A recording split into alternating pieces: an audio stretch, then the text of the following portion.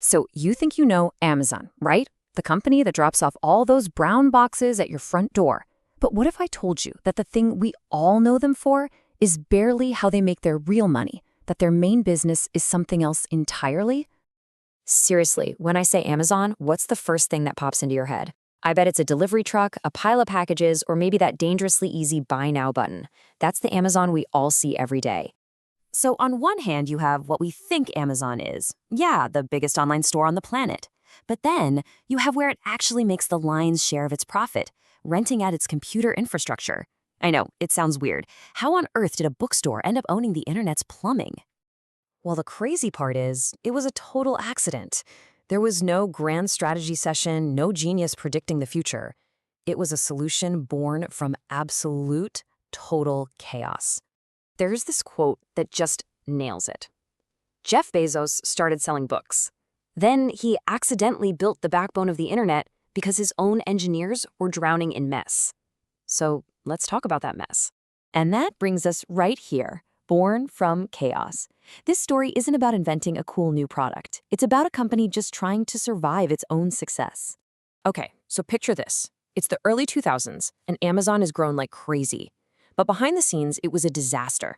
Their technology was a tangled mess. Every team was building their own separate tools that couldn't talk to each other. It slowed everything down to a crawl, and the whole business was genuinely at risk of collapsing under its own weight. So you have to get this. They weren't thinking about a new business idea. They were just trying to keep the lights on. They were forced to build one single, reliable system internally just to save themselves.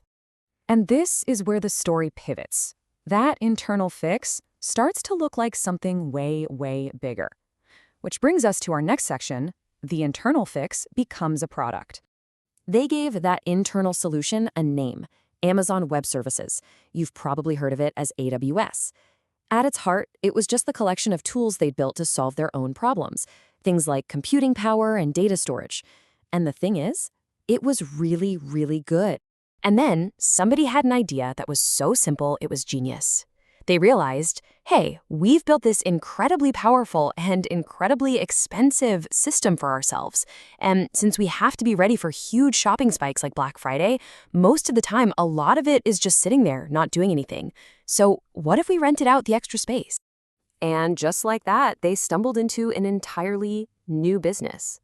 They became, for all intents and purposes, the internet's landlord. Suddenly, any little startup could get access to world-class computing power just by swiping a credit card. Now, this leads us to maybe the most fascinating, most ironic part of this whole story, powering the competition.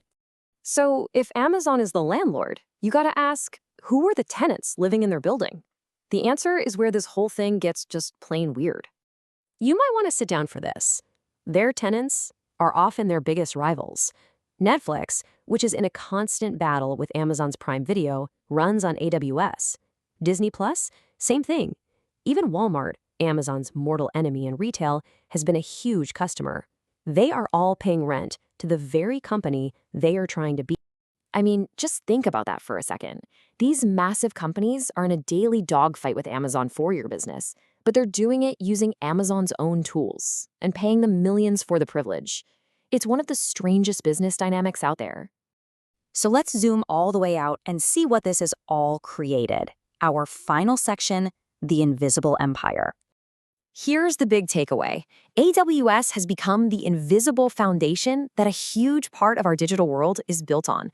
The apps you use, the websites you visit, the shows you stream, so many of them are actually running inside Amazon's computers, even if you never see a single Amazon logo. And here it is, the punchline. If you look at where Amazon's operating profit comes from, the money it actually keeps, it's just staggering. 74% of it comes from AWS. All those boxes and that entire global shopping machine, that's just a sliver of the actual profit. AWS isn't just part of the business, it is the business. So why does this matter to you? It means that the next time you're watching Netflix or scrolling through an app on your phone, there's a really good chance you're an Amazon customer in that moment, even if you haven't bought a thing from their website. And that kind of leaves us with a final, pretty big question to think about. The internet was designed from the beginning to be this decentralized thing with no one in charge. So what does it mean when a single company, one that started by selling books, ends up accidentally owning the foundation that so much of the internet is built on.